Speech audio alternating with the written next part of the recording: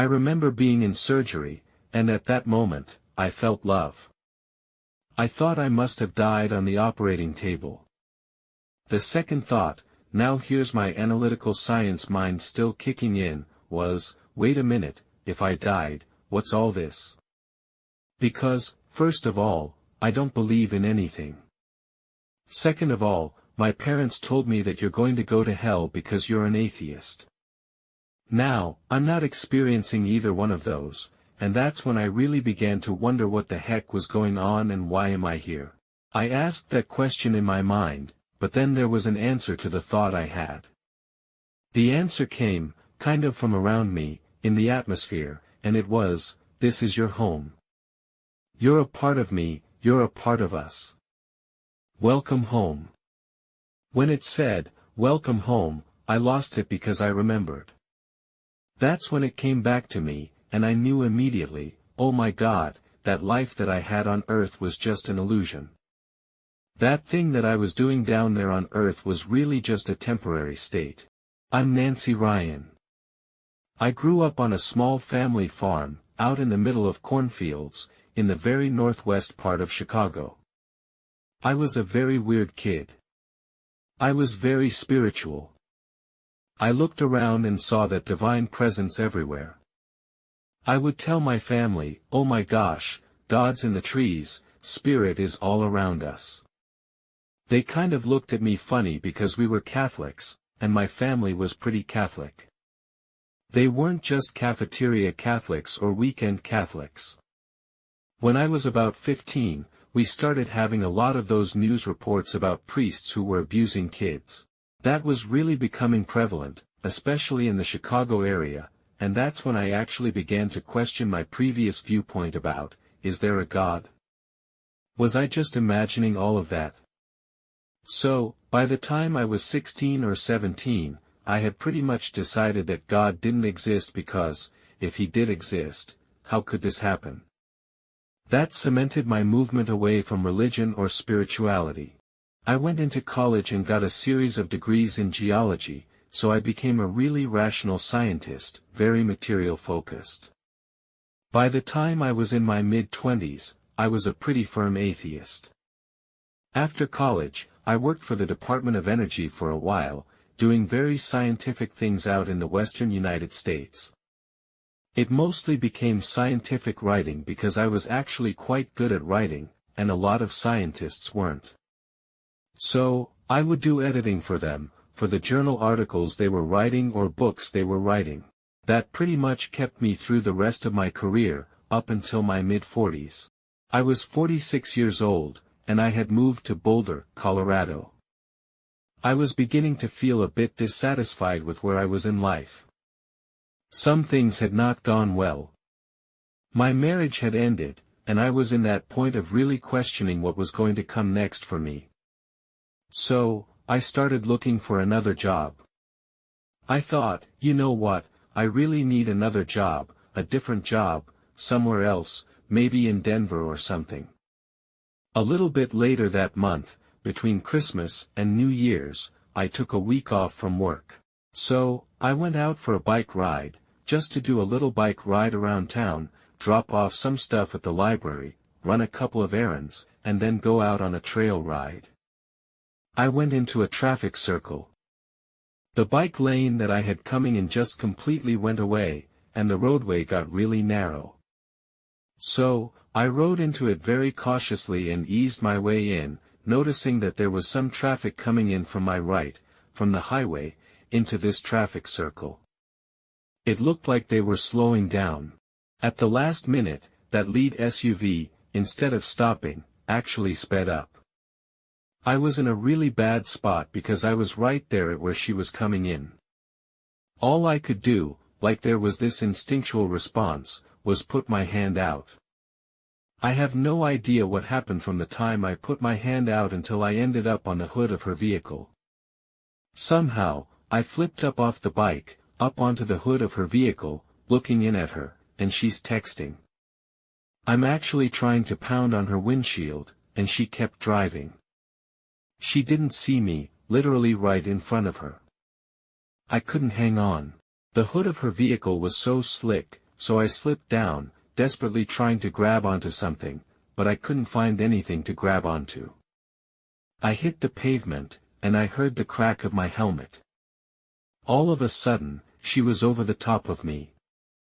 Somehow, my backpack got caught on something underneath her vehicle, and at the same time that happened, I reached up with my right hand and grabbed her axle. I don't know how long she technically dragged me. It was at least 60 feet. What finally happened is that the guy in a truck behind her saw what was going on, was able to get around her, and he drove his truck around the traffic circle the wrong way and just stopped in front of her. So, I kind of owe my life to this guy. As soon as she stopped, I started trying to wiggle my way out from underneath the vehicle. I got to the point where my shoulders were out from underneath the front of her vehicle, and at that point, a woman came up. She just said, "I'm a nurse, just stay where you are." I thought, what's the big deal? I'm just going to get up and walk away. She said, "No, you were just in a serious accident. I need you to stay on the ground." When the paramedics came, they, of course, were starting to try to figure out what was going on with me medically. As soon as one of the guys touched the side of my neck, I just screamed at the top of my lungs. It was so painful, and that's when I realized I was in pretty bad shape. They brought me to the trauma center. I had a head injury, a cracked collarbone, 5 ribs that were broken in multiple places, a collapsed lung, but the main damage was really to my neck and my back. The doctor basically said, "Well, every process in your back is cracked, and you've got major damage to your neck vertebrae and your lower back vertebrae." They called in a surgeon who decided that he could fix it. He was going to go in there, clean up all of the broken bits, and then put titanium rods up and down my back on either side of my spine. That surgery was scheduled for the Monday after this accident, so, 3 days later. I had an unbelievable fear of death coming up to this. That was the biggest fear of my life, the fear of death. I was absolutely mortified by that one fear. It paralyzed me in so many ways. So, going into this surgery, I was really scared and almost had myself convinced that I wasn't going to make it. They were wheeling me in, got me moved onto the operating table. The anesthesiologist came up, and as soon as he administered it, within 3 seconds, I was drifting off. In a normal surgery that I've had a few before, it was just gray nothingness, and then they were waking me up in the recovery room. This time, I drifted off, and I was even more awake than I was before the anesthesia. At that moment, I realized something really weird was going on here. I woke up, and what I'm looking around at is this beautiful hillside. It's sort of like in a meadow, so there's low grass and flowers all around me, but I'm on the hillside, looking out over a series of rolling mountain ranges. I thought, well, this is kind of a cool hallucination. I could do this while I'm in surgery. The first thing I noticed was this wave of peace. It felt like standing in front of a fireplace when the fire is on, and that heat kind of comes through you. It felt like I was being hugged, but there was this big moment of feeling acceptance and really just unconditional love coming into me. It was powerful, and that's when I knew something was not right. I thought, oh my God, I died. I remember being in surgery, and at that moment, I felt love. I thought I must have died on the operating table. The second thought, now here's my analytical science mind still kicking in, was, wait a minute, if I died, what's all this? Because, first of all, I don't believe in anything. Second of all, my parents told me that you're going to go to hell because you're an atheist. Now, I'm not experiencing either one of those, and that's when I really began to wonder what the heck was going on and why am I here. I asked that question in my mind, but then there was an answer to the thought I had. The answer came, kind of from around me, in the atmosphere, and it was, this is your home. You're a part of me, you're a part of us. Welcome home. When it said, "Welcome home," I lost it because I remembered. That's when it came back to me, and I knew immediately, oh my God, that life that I had on earth was just an illusion. That thing that I was doing down there on earth was really just a temporary state. All of a sudden, I saw someone kind of materialize out of fog. She was very ephemeral, vaguely human, and she had what appeared to be long hair, but I was never able to see her face because it wasn't about her. It was about me learning what I needed to learn. That's what she said: "It's time for you to learn what you need to learn in order to go back and make your life one that would be worth living." Those were pretty much her exact words. I'm like, whoa, I'm not going back there. What, are you kidding me? I am not going back to that place. She said, well, you've already agreed to go back. I was kind of going back to my younger self, when I was kind of a pain to be around with my parents, as I was always challenging them. So, I was challenging her, like, I don't want to go back there, and I don't remember agreeing to go back. She said, well, you did that before you were born into your life. So, let me show you. It was this weird movie moment where, in the air in front of me, it sort of materialized, almost like a movie screen, and she showed me planning my life before I was born. In a way, the experience was sort of planned out, and I got to see that. There was a point at which I looked behind me, and all that was behind me was fog.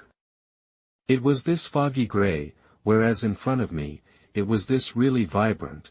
Maybe it was a forest or a canyon I was walking in, or a mountain or something, but behind me, it was just gone. I asked her about that, what's up with this? She said, the place that you are in now is not the ultimate reality of where you're going to go. It's sort of a holding place. She said, in this place, it is your place of learning, and here, what we do is we're making this an environment that is comfortable for you to learn in, things that you enjoy, places that make you feel comfortable, and that will allow you to learn what you need to learn in order to go back and make your life one that's worth living. She would teach me things about not only this spiritual place I was in but that everything was based on an energetic structure, not a physical one. Everything you see around you, it's an illusion. The more I thought about it, the more I knew it to be true. The equivalent amount of time that was out on the operating table, because I did code, my blood pressure tanked, my heart rate stopped, the flatline part lasted at most about 2 minutes. If we were to do here what I did, as far as places that I traveled and things I learned, it would take about 2 or 3 months here to do that. But it also seemed like forever there. It was a completely different experience of, quote, time. What I realized from that is that it's not that time passes differently, it's that, at the spiritual level, they are outside of our perception of time. I went to one place where I stood there, and all around me, I saw the map of my life. It was like this virtual reality map, like an old-timey nautical chart, laid out all around me, and I was at the center. There was this big, I think they call it a compass rose, and I'm looking all around it, and there's these different pathways that I can see, from one end of the map to the other. I knew those were all of the different paths I had taken or that I could have taken up to this point. Then, there were a lot of pathways kind of branching out from where I was, but all going back to the same place. The point of that particular teaching was, first of all, we can take one of many paths in life, and they pretty much bring us to the same place. So, it's not like there's a particular right path that you need to be on. The other part of that was, I noticed that compass rose was centered, figuratively, in my heart area. The point of that teaching, that she finally went into, is, you don't just use your brain, your human brain, to make decisions. You also have to dig deeper into what we would call intuition or that inner knowing. She said, balance those two out so that you're making decisions from a really holistic place rather than simply an analytical decision. Up until that point in my life, I had completely ignored that. I didn't pay that any attention at all. After that, I had what people call a life review.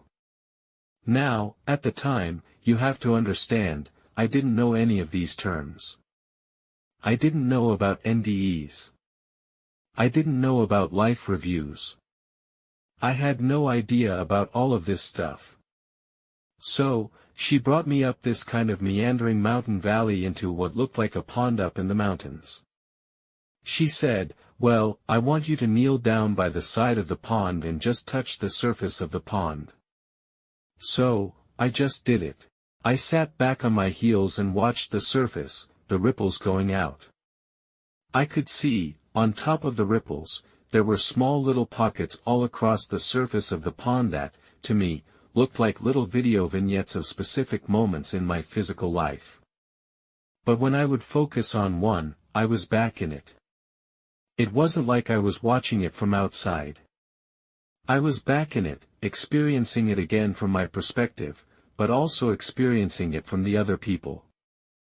I could feel everything they felt, as if it was mine, and that really got to me. There were times when I helped someone or said something nice, and I could feel that person's, for lack of a better term, spirit soar. I could feel how buoyant they felt because someone said something kind. Then, I could also see the downstream effects of those actions too. So, if I said something positive and uplifting to someone, in turn, saw how that allowed them to be more positive with other people. So, this teaching was, you have an impact on the people around you, not just physically, but there's also an energetic or spiritual component to every interaction that you have, whether it's a verbal interaction, whether it's something non-spoken. It doesn't matter. Everything that you do has an impact, and therefore, be more conscious of how you impact others. On the flip side, it was balanced out for me to learn from, with things that weren't so great that I did. There was a time when I was a teenager, and my younger sister and I got into a fight. We fought like cats and dogs when I was a kid. We just did not see eye to eye. I loved her, but we didn't get along very well. There was one point when I was, I think, probably 17, and she was 14. I said something not so kind to her. I didn't think anything of it at the time. It was just a way to get her off my back. I was really tired of the fight we were having, so I just said something stupid and not very nice. She didn't react. I didn't see any reaction in the moment from her, except she left. But in my review, I could feel the hurt that I caused her in that moment. This is the second thing that always gets me. When I felt her pain at what I said to her, that was the biggest teaching moment ever. That's the one thing I wish I could give to people, was understanding, viscerally, how your impact, your actions, affect someone else. Your words affect someone else. In that moment, I realized, okay, I'm changing the way that I interact with people right now. That's it. That point woke me up like nothing else. That was just this big aha moment. Ever since I've come back here, I remember that almost every day, and it helps me formulate how I interact with people every day. I'm very concerned and careful about how I interact with people. All of a sudden, for the first time in my whole experience there, I looked up, and there were clouds in the sky. We were just kind of looking around, like when you were little kids, looking for animals up in the clouds. So, we did that for a while. Then, she got up and said, "Well, it's time for you to go now." I was not happy to hear that. I thought I had passed some kind of test and was going to stay there. I was really planning on doing this end run around my teacher. I was planning, can I just run around her and keep running until I find where I'm supposed to go? That was one of the things that I wanted to do. I also thought, well, if I pitch a fit enough, they'll just let me stay. I started getting a little bit weepy with her. So, at that point, she laid hands on my shoulder that was broken, my ribs, and right up here, because the top of my sternum was the part that was cracked. Then, she sort of sent me back. I woke up in the recovery room. I was actually screaming when I woke up. I was yelling, and I was not happy. I was really angry to be back. The nurse who was helping me literally jumped back, but I kept yelling, "Where is she? Where is she? I don't want to be here. Can I go back? Can I go back?" They thought I was having some kind of psychotic episode, I'm sure. The anesthesiologist came in and talked to me a little bit. He got me calmed down, but I kept asking, "Can you please send her back to me? Can you please send her back to me?" They had no idea who I was talking about. I had a friend in the waiting room, so they went and got her, and I feel so bad for her. They brought her in, and I said, "That's not who I'm talking about. I don't want to see her. I want to see the woman I was with during surgery." They're like, "What in the world is going on?" Finally, I realized, well, okay, my rational mind kicked in. I remembered everything that happened, but I thought, you need to shut up because they don't get it. They don't understand what you went through. So, I just stopped talking. I was in a Lutheran hospital, and the next morning, one of the chaplains stopped in from the hospital. She poked her head in, like, "You awake?" I could tell who it was, and I said, "Oh, thank God you're here," out loud. She came in, and we talked about what happened. She was amazing, really amazing.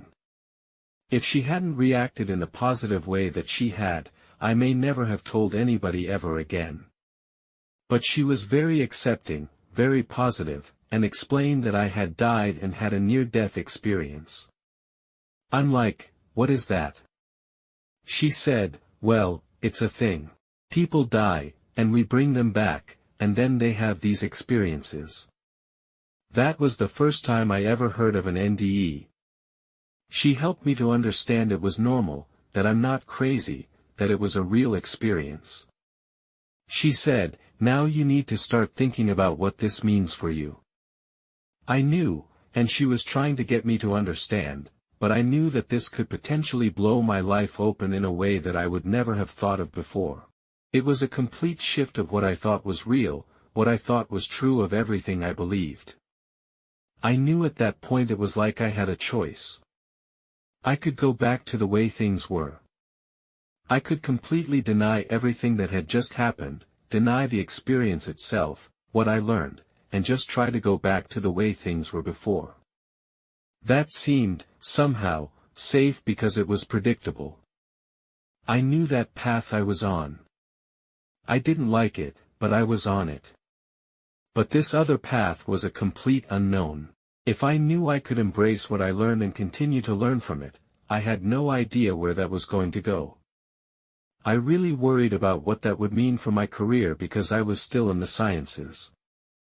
I just assumed that I'd never be able to get a job again in the sciences because people would see that and think, "Oh, she's crazy. We're not going to hire her." So, I was really afraid of that path. But about 2 weeks later, when I came home from the hospital, I realized, well, I'm going to give this new path a go. I don't know where it's going to go. I'll see what happens.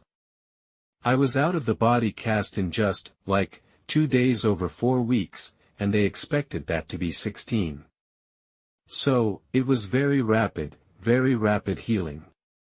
What I started doing was, I would go out in nature every day and meditate. That was one of the things I started doing that really helped bring that soul level of awareness into my life. The second thing, and it sounds very simple, but it has a big impact, is really, truly learning how to be grateful. In the morning, I would start the day, before I got up out of bed, would be very grateful for just being able to walk, just basic stuff. I would allow myself almost to meditate on it, to really think about and feel, not just think, but also feel the gratitude for that. I could have been a paraplegic from that accident, and I'm so grateful that I can walk right now. Just those simple acts of gratitude allowed me to focus on what was good in my life right now. Little by little, those small things allowed me to stay more centered and present the rest of the day. It's about being aware of your actions in the moment without going on autopilot.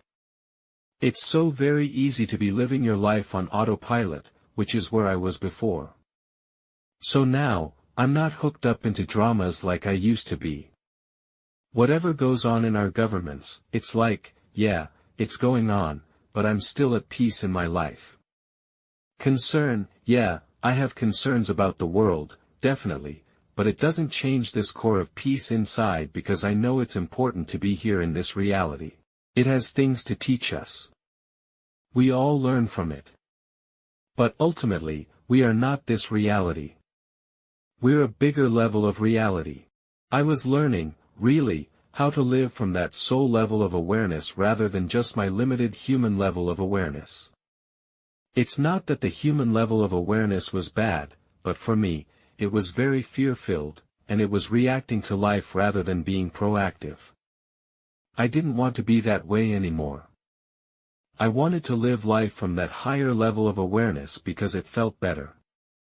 It was more peaceful, it was more connected, it was more love-filled and joyful. It's a much better place to be. I'm not anywhere near as stressed out and certainly not fearful anymore. It's been a really great change for me.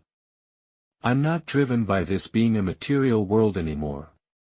I'm not stuck on that. I understand that there is a bigger picture, not just to the world, but to each one of us. That fear of death that I carried really kept me from fully living. At least for me, it kept me thinking small and safe, and that's not necessarily where all of us are meant to be at all times in our lives. That's perfectly fine for some people, and at times in our lives, that's perfectly fine. But any decision based on fear, to me, is not the strongest decision that you can make. It's somehow limited.